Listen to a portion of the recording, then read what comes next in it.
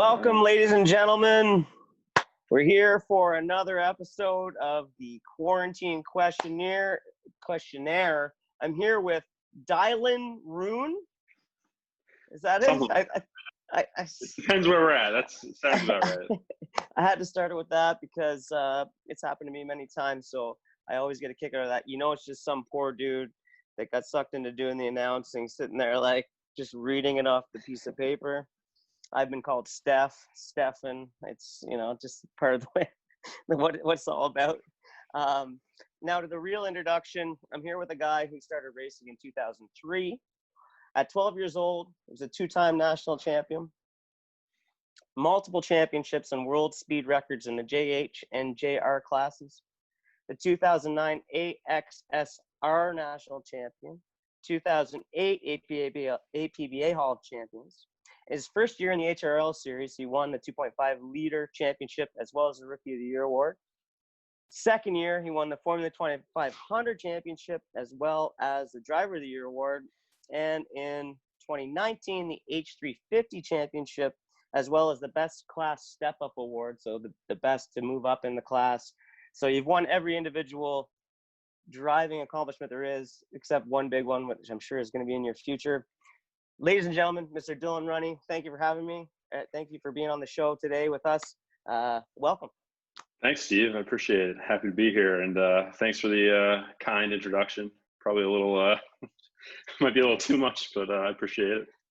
Well, I try and give credit where it's due when I do these interviews, because a lot of the time throughout these interviews, and you'll find out, I like to make fun of the drivers and have fun with them. So I like to give them credit as well. And there's lots that you deserve credit for. So, you know, basically entered HRL like nobody else ever has and maybe never will. So it's a huge accomplishment that you should be proud of. So kudos to you. Thank you. I appreciate it. So Dylan, obviously we're in some weird times right now. How are you holding up, man? Missing boat racing, man. This is the first time in my entire life I haven't been racing boats for a summer. So I don't know. We're hanging in there. It's, you know, working a lot, trying to get down to the beach a little bit and enjoy the weather. But it's definitely weird. Not used to it. Not used to being one of the normal folks that just, you know, go to the beach and go on the pleasure boat on the weekends. That's for sure. I know. I hear you. I saw an announcement today, actually, that Owensboro is going to hold their event. Which is awesome, in August. I'm really hoping that the borders open up for that. Any chance that you guys are going to go? Yeah, we'll definitely be there if they have it. So yeah, we're looking forward to it. Just be nice to get to a boat race, see some friends, get on the water, see how everything we did over the winter paid off. You know. Well, it's kind of like a mini test session for 2021, right? Like you can go out and then figure out if your stuff that you worked on actually works, and exactly, then you can right? fine tune it. So. I know, I'm it's excited kind about of, you know, yeah, everyone put in so much work over the winter, and then it's kind of like, oh, you know, what do we do now? So it'll be nice to see if it all paid off, I think, for everybody's sake at this point. I agree, man. So Dylan, who's your favorite driver ever? In boat racing? Yes. Oh,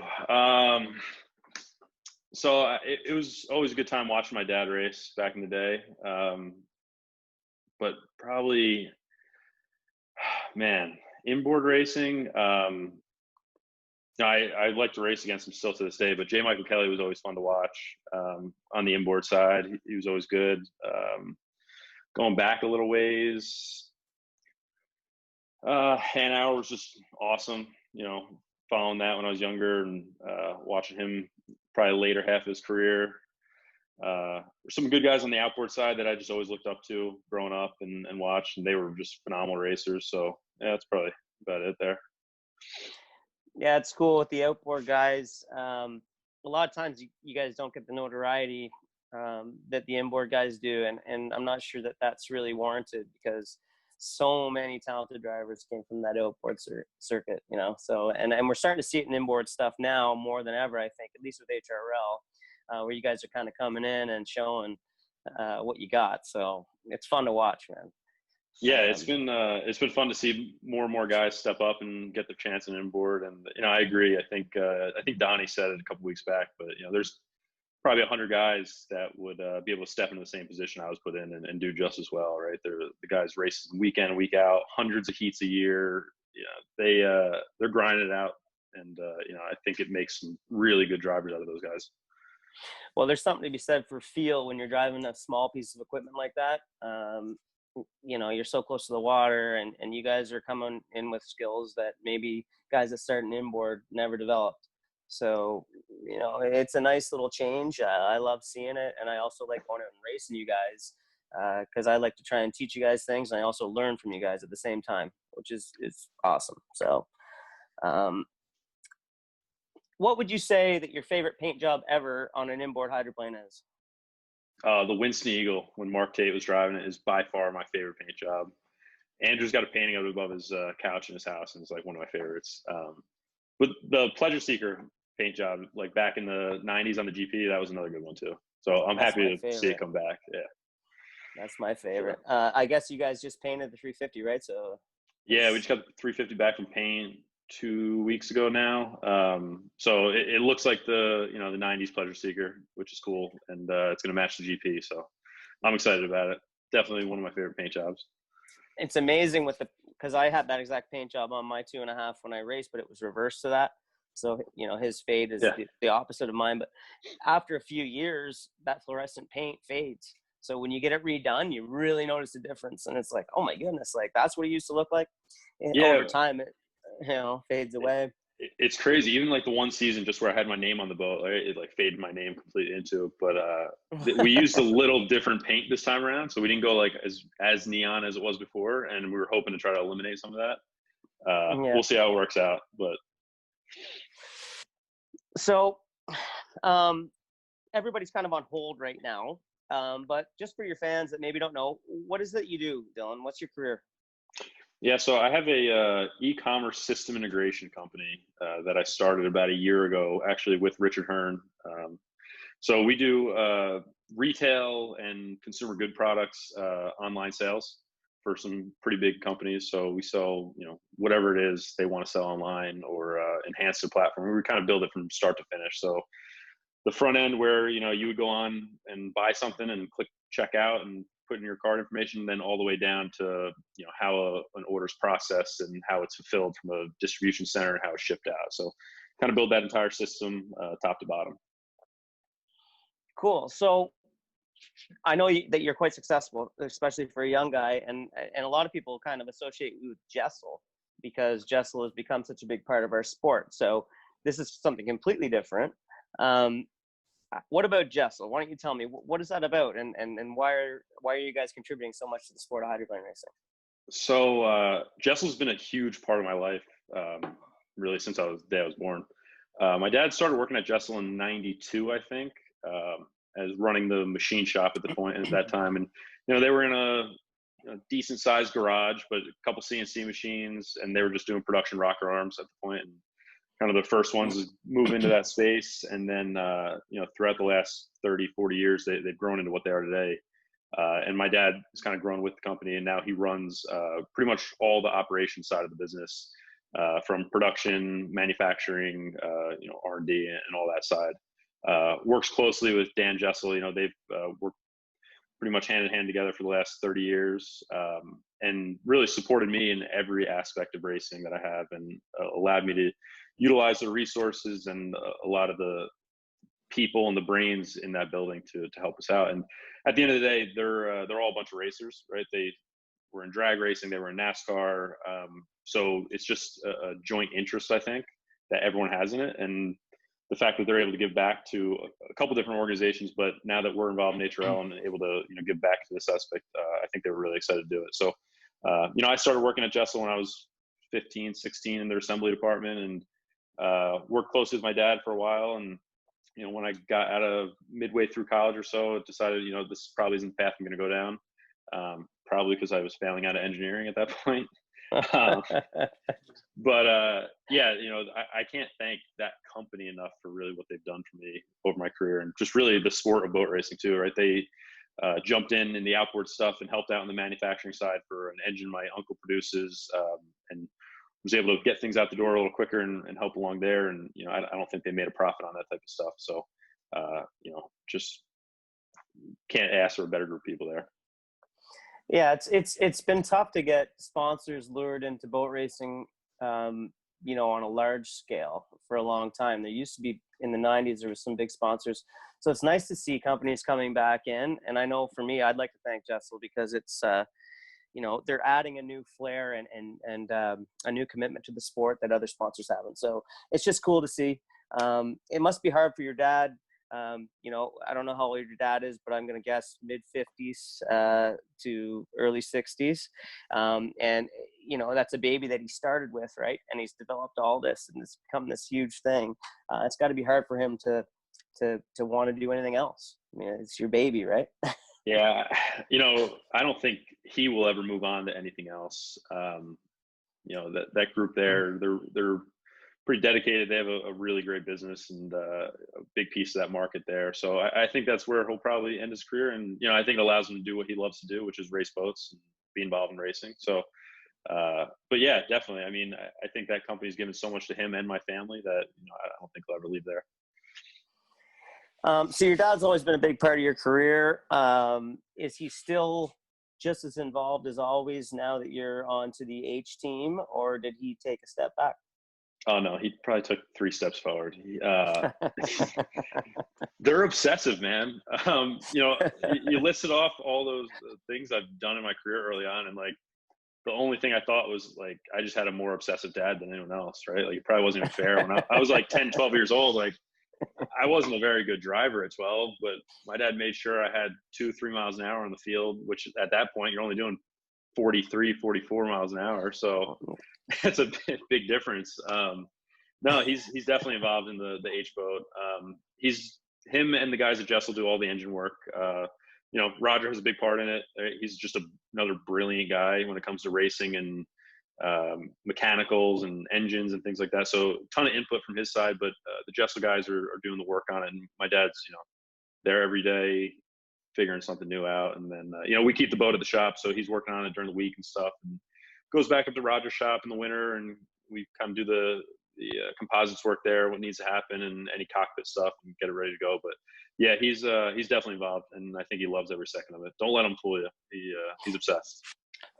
So I really enjoy talking to your dad, right? Like he's a great guy. But I asked him, after you won the 2500 championship, I said, so, you know, if Dylan 350 next, you know, and he's like, I already told him this is it for me. Yeah. If he moves on, he's on his own.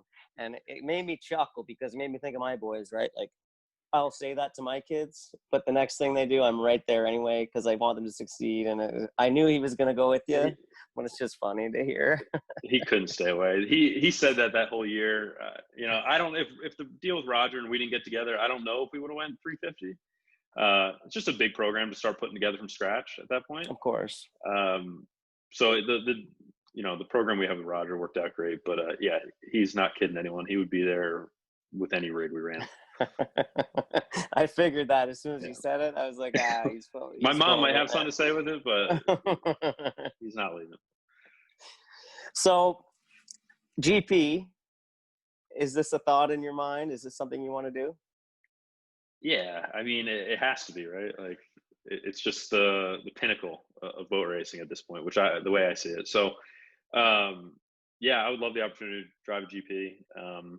You know, don't know when that's time's coming, but you know, I think I have to at least give it a shot and see how it goes. And I think it's going to be, you know, the jump from 2500 to 350. Like you definitely feel it. I think it's going to be just an exponential jump in GP. So that one is, you know, not a lot of expectations there besides just kind of learning and listening to people and seeing how we figure it out. So I can tell you, I drove a GP once just in testing after we won the championship with the Steeler in 2017, and the difference is astronomical. But I can say that after maybe 20 laps, you probably start to get comfortable. It's the same as anything else, right? You start to catch up to the speed. But the difference was huge. The way I said it was like it's all relative, which is pretty much how I sold inboard racing to my mom. I was like, oh, well, it's like a bigger outboard, you know, it's whatever. Yeah. So yeah, I mean, it's all relative as you get boat time in it, but you know, I think it's a big jump. A lot of good competition coming in the GP class too. So it's kind of cool to see that class slowly becoming like 350 again, where you just never know who's going to win. And I think over the next 2-3 years, that's what it's going to be. So I'm excited for it. I'm excited to be part of the Pleasure Seeker team with Roger and Jimmy and just kind of see how this program progresses and where we go with it. Yeah, you know what I love about GP, and I mean, unlimited has always been the top, right, as far as where you want to get to. But in my opinion, I feel like GP has surpassed that, especially when you look globally, what's happening over in New Zealand and Australia, and the potential for a world championship from all around with GP boats is there. And to me, sure. I mean, it's the most exciting thing on water, and unlimiteds are great, but for me, GP it's it, man. I don't think there's anything like it. You know, watching GPs at Valleyfield come down there, it's like, I don't know how you can compare anything to it. So I agree. I think it's a pinnacle for me. That's kind of where I think I want to end up. You know, you never know. Yep. No, I think it's a great place to end up. And I mean, if you look at guys like that have succeeded in the GP class, especially at a young age, I mean, you've got Brandon Kennedy that's done amazing things very quickly. If you get a good ride, and you could make a big dent in that series. So I'm looking forward to seeing you in a Grand Prix boat someday. I mean, I'll put my resume in too, hopefully that I get it over you, but I'm thinking I might be too old. But who knows? So Dylan, who's going to be the champ this year in the 2.5 class? I think Owen's got a good shot at it. You know, he was. It was cool watching him kind of progress last year and get better really every heat he raced. So, you know, I'll give it to Owen there. You know, like in 5 years, he's going to be coming for your ride, right? Oh, for sure. Absolutely. Yeah. It's crazy, man. He's 16. He's like already good. What about the 2,500 class? I want to see you take it home, Steve. I appreciate it. I would love to see the 92 go for another one. I think the 14's going to be quick with Grant. I think they're doing their homework. Yeah. Did you just hear that? Yeah, I did. Oh, yeah. Yeah, so I agree with you. There's so many fast boats, right? Like I look at the work that Scott Ladycoat's been doing, and he's going to be a major challenger. Yep. And then I think about John Shaw in Doug Martin's boat. They're going to be very fast. They have my old crew chief from the 69, Justin Polinsky, is on their team now. So I know they're going to be smoking fast. So I appreciate you saying that. I'm going to go for it, but it's going to be tough, man. It's going to be tough. Yeah, they all are, man. I know. Okay, so you're the defending champion in the 350 class. Are you going to win it again? Yeah, definitely backing it up for sure. No, like you Donnie said, though, was sure he was going to win it. So, like you said, though, you know, there's so much competition. For the record, I'm never going to say I'm not going to win it. So, yeah. So much competition there, and so many fast guys. So, I think this year was crazy competitive. Right, went down in the last weekend with like 4 points separate for first through third. I think it's going to be even closer next year. I think there's going to be some other guys who had not great luck throughout the year and had one or two mistakes here and there that would have been, right there. And I think it's going to be like a top 5 for the last weekend, a shootout really. So I'm excited, but yeah, I hope to come out on top again. It's one propeller blade could ruin your season in that class. Oh, yeah. It's so awesome to watch. And, it's, I agree with you. I think it's going to be another tilt between, I could probably name 10 boats, but I think there's going to be about 4 that are going to be real close. You're all going to win heats every weekend. So how about the GP class, which is another one? It's getting harder, man. It's getting harder to pick. I think Tater's going to have a year in GP. I think he's ready for another ride. I think he's ready for the next step here. So I'm going to go with the Steeler with Andrew. You think he's ready for a checkered flag here and there in the GP class, maybe? I think he's ready to take one home. I know he's focused up, and I know he's going to be out with a vengeance that year. So I think he's going to be on his game.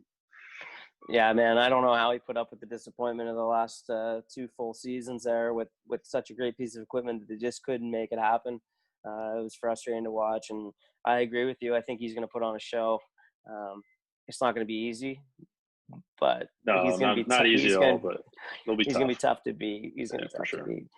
How about the old skiffs? I'm going with Jimmy Stewart.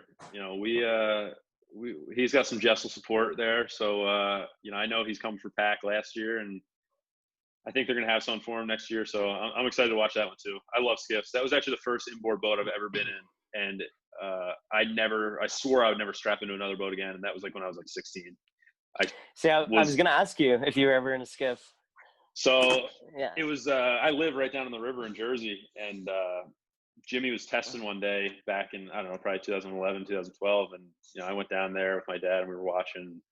Yeah, so I wanted to go for a ride. And again, the only thing I've ever been in was an outboard at that point. So I hopped in, and, I live on the bay, so it's not like a super calm place to go test a race boat. And he started hauling ass down the bay, and, we're jumping 3-4 foot, yacht wakes down there. And he was going towards a channel marker, and I was like, oh, there's no way he's going to try to turn around that thing. And he throws up in the chine, and like I'm like reaching for the belts to get out because I thought we were over already. Yeah. I was like, I'm never again. That was my first and only skiff experience. Well, I agree with you that Jimmy's going to put on a major show, and he's going to be a big time challenge for Pack. So it's going to make skiffs that much more exciting. I was talking to Bobby Kennedy about it. He says he thinks Billy Sewell is going to throw a wrench in that mix too. He can throw a wrench in there for sure. Yeah. It'd be really cool to see 3 or 4 skiffs, just to make it a little bit more exciting for the fans. Like, for sure. Skiffs are a lot of fun to watch, but I want to see them going deck to deck. Yeah. I mean, Roger just bought one too, and I know he's going to put a bunch of support behind it. So you never know. They can mix it up. They got a new guy driving with, I think Johnny's going to be riding and driving in the middle there. So you never know. They might get in the mix there too with it. Man, I can't wait to see Johnny get a ride because I think he's a good driver, man. I think he's going to do some cool stuff in an inboard here at some point. For sure. He's another one of the outboard guys who can just get in and throw down in anything. So, I hope to try to, be able to give him the opportunity one day too, or get him a ride, because I think he would put on a good show. No, I think so. I think he's going to be good, man. It's only a matter of time. For sure. So, your hair. Okay, I know it's important to you. What kind of product do you use in that hair of yours? All right, so it's a few step process. You need you gotta get like the mousse in it first, right? That gets going backwards. Yeah. Then a little pomade to hold it down, and then just kind of run the comb through it, and you're off and running. So, do you carry a comb with you? All the time, 2 of them actually. Okay, perfect. Yeah. And what's your quasi-annual budget for, like, say, hair products? Probably more than I want to say in public. Perfect. Yeah. So, have you ever been mistaken on the street as the Grey's Anatomy character McDreamy? No, I haven't gotten that one, but No. Maybe I'll use that at the bar Friday night. See if it works out. Not McSteamy either. Never got him. No. Okay.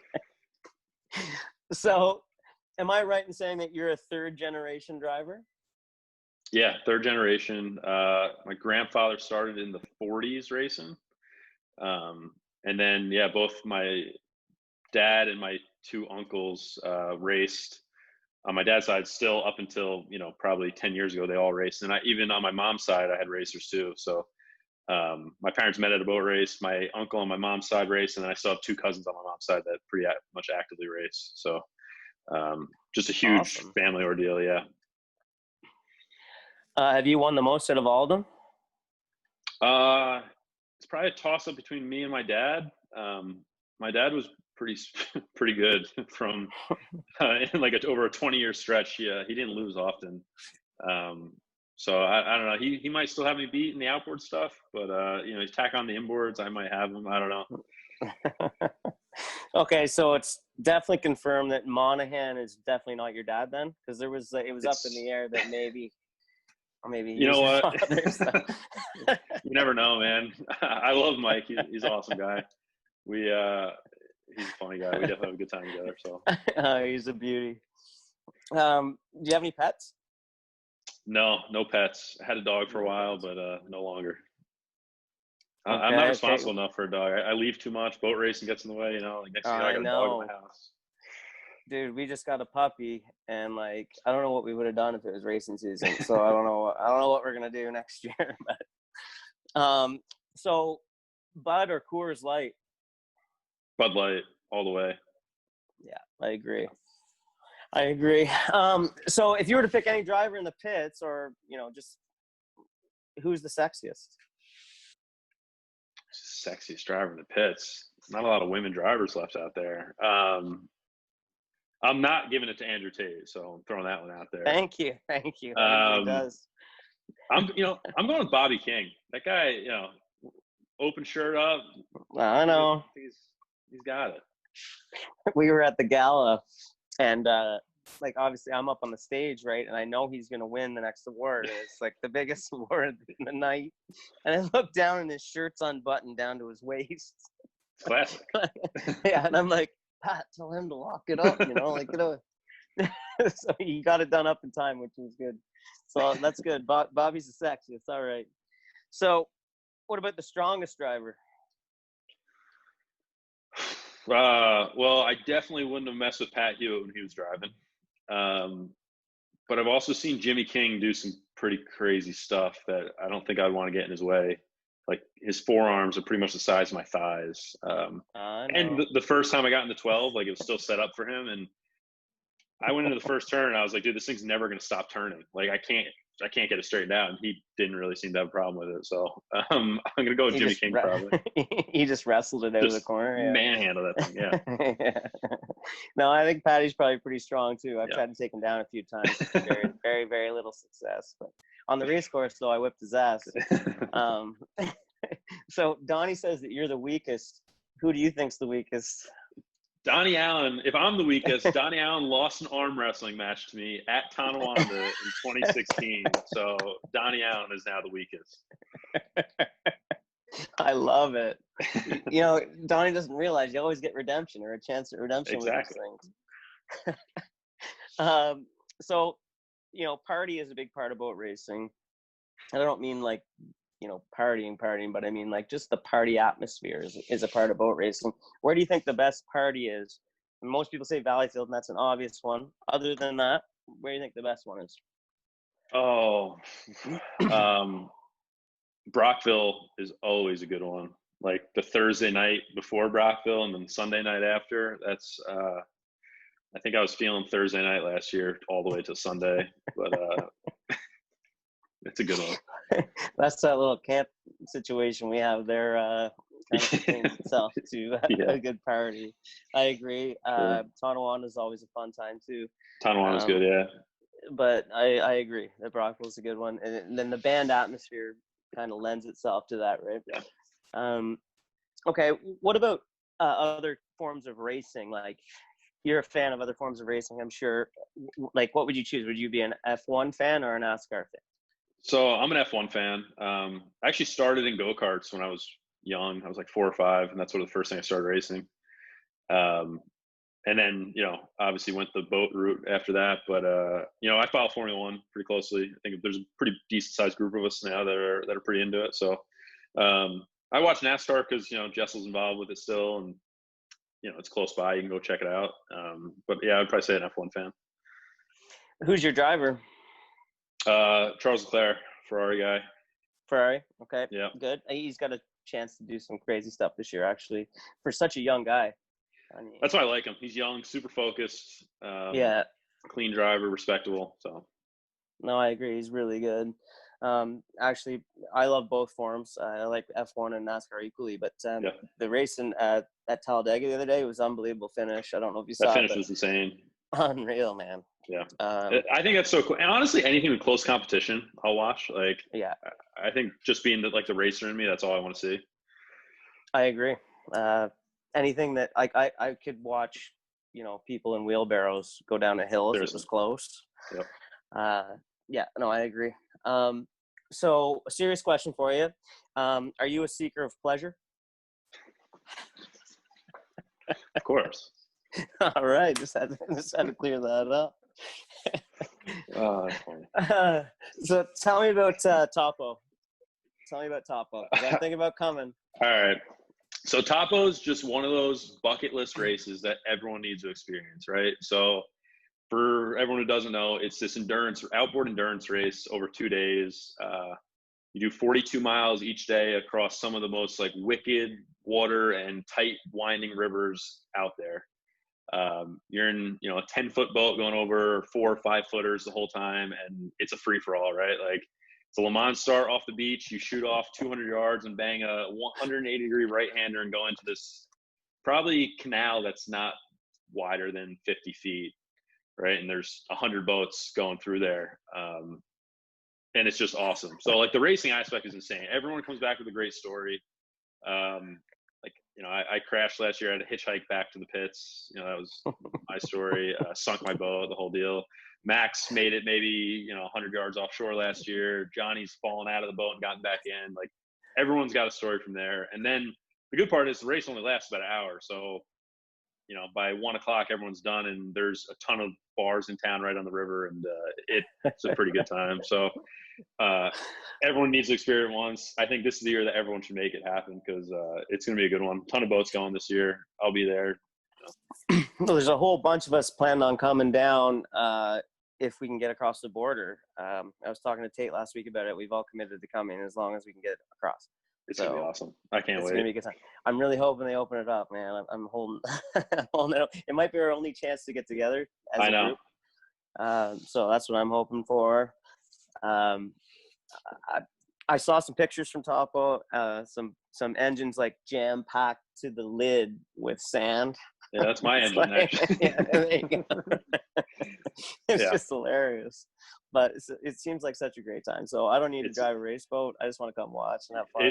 I think that, like, I even debated not racing this year. Like, hey, I might just go crew for everybody and hang out. And like me and Bobby last year just crewed, and you know, we roped everyone over. They take off, and we made our way to the bar and sat there for the next 6 hours until all the carnage was over.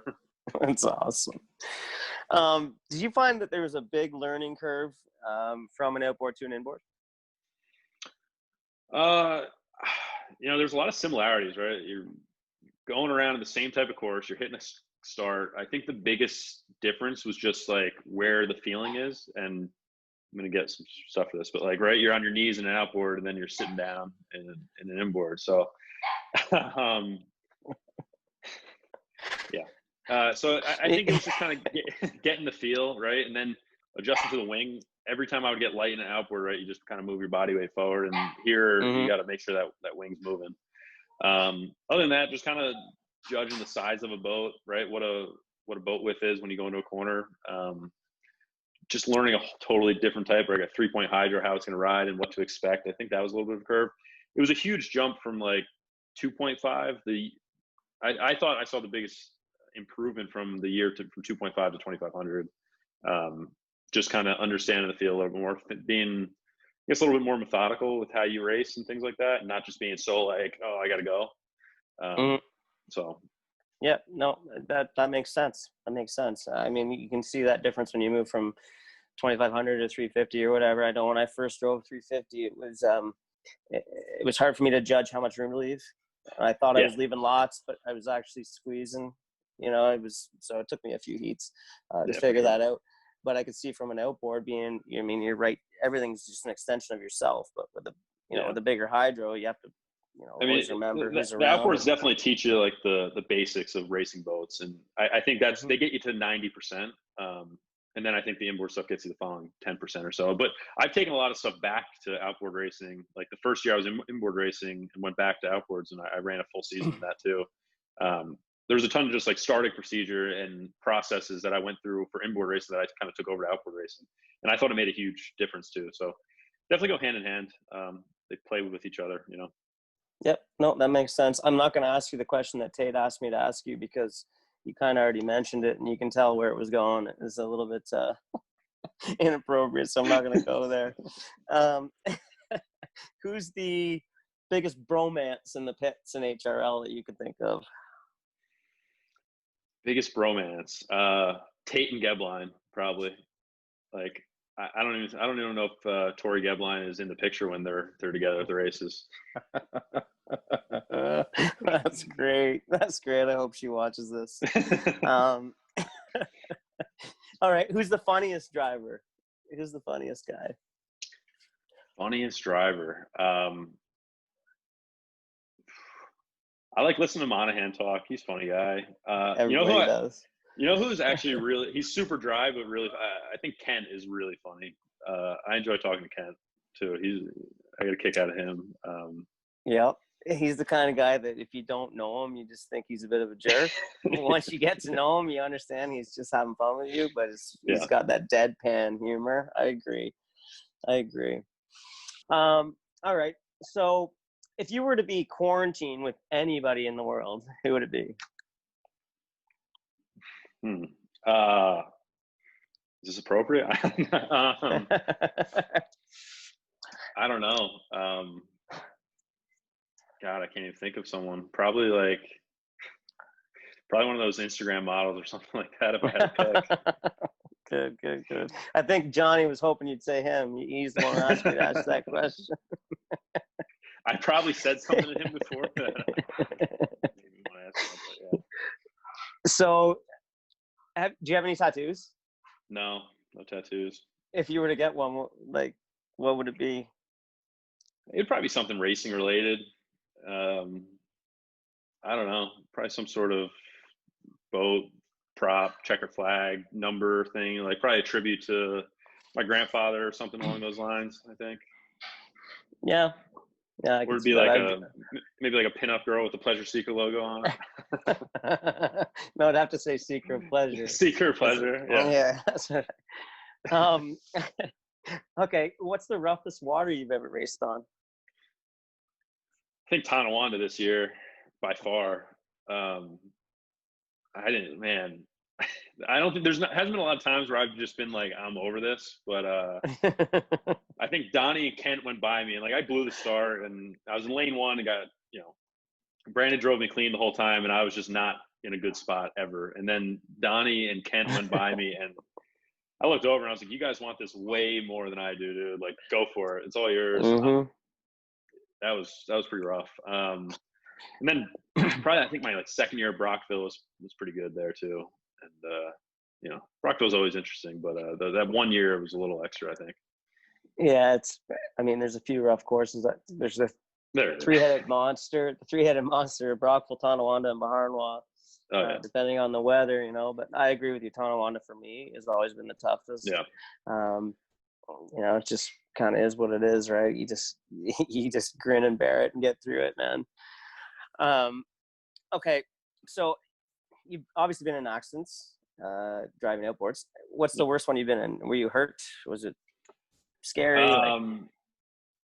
Yeah, so I haven't had any real bad accidents in outboards. I flipped quite a bit in my career, but there was one I crashed a runabout at this one race, Lock Haven, and it's kind of like a valley field setup, but there's a bridge over it, so it's a pretty tight course. Mm-hmm. And you kind of get these swirling winds under the bridge, and I blew it over, but when it got to the transom, it hit a roller and kicked back, and I stuffed it. And so I was braced to blow it over, and when I went forward, I went right through the dash and out the front of the boat, and knocked me out. And, I was all delirious and stuff. So I was knocked out in the water. I was face down for a little while. They kind of flipped me over, and I came back to, and then I woke up. And we had a couple heats in between, so they put another boat together for me. I was in a High Point race that weekend. So they put another boat together for me, and I went back out, and I was milling in the 3-minute gun. We were on a 3-minute gun, so I was milling, and I passed out driving and ended up beaching it and kind of rolled out of the boat, and they had to come get me again. Went to the hospital after that one, but I think that was the worst. So they never put you in a quiet room? No dark quiet room for me. Yeah, that's the one thing that maybe we need to start looking at as boat racers, because I don't know, man. I've been in a couple bad ones, and there's no way I should have been getting back in a boat, but you just do it. You even ring your bell not crashing, right? You go into a corner and take a big hop, and it grabs, and throw your head against the side, and see stars for a second, for sure. That's the part that amazes me about looking back on old videos of these guys driving Grand Prix boats with no protection. It's just mind-boggling. And then when they wreck and they're fine, it's that's bigger men than I am, man. I know. What's your favorite song? I don't really have a favorite song. I don't say. I think I listen to a lot of country music. I'm not a huge music person. So I don't think I could pinpoint it down to one, but country, classic rock, whatever. Okay, no, that's good. So you don't use anything to pump you up before a race? No, I'm kind of sit in silence type of guy. walk around, check everything over, but not a big music guy. All right. What about TV? Do you watch Netflix? Yeah, a lot of Netflix. What's your favorite show? So I'm an HBO guy too, so I watch Entourage, which is one of the shows I've seen like 20 times over. But watch The Office a lot. Ozarks I just finished. It was pretty good. It's a good show, yeah. That was a good one. What else? There's a ton of good ones on Netflix right now. I had a ton of time to binge watch shows over quarantine, so. I know. I just started watching with my family The 100. You ever heard of that show? Yeah. It's not bad. I kind of liked it. It wasn't too bad. Okay. Who do you think, let's go back to HRL. What do you think of the idea to give out championship rings instead of just plaques or trophies or pictures? Did you like getting a ring? Yeah, I did like the ring. Yeah, I think it's cool. It's something you'll have forever, right? The pictures are awesome. You hang them up, but like eventually you have so many different pictures all over your house and stuff, and like you kind of lose room to put things that, like, especially I was in my parents' house. My mom was getting a little tired of boat racing pictures everywhere. Mm-hmm. So I think the ring's something cool. You'll always have, put it up on the shelf. I agree. I think that all major sports, they give out rings for the national champions, and I think that our sport is very deserving because it's hard to win a championship in our sport in any class. So for me, I love that idea. When they told me that they were thinking of doing it, I said, please do. Like they were talking, because I'm part of the gala, right? So when we were talking about it, I said, yes, please do. That would be the number one thing that most guys would say that they would want for winning a championship. So good on HRL. They made a good decision there. Yeah, absolutely. Yeah. So, okay. So if you had a chance to race against any racer in history, who would it be? Any racer in history. Man.